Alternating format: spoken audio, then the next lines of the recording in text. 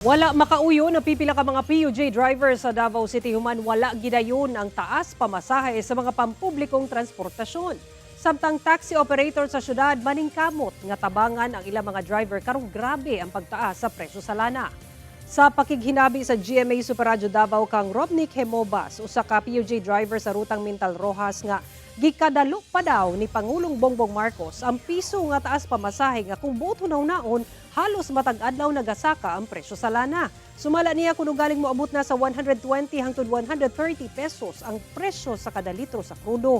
Posibleng muundang na lang siya sa pagpamasahero kay wala na siya'y mauli nga kita para sa iyang pamilya.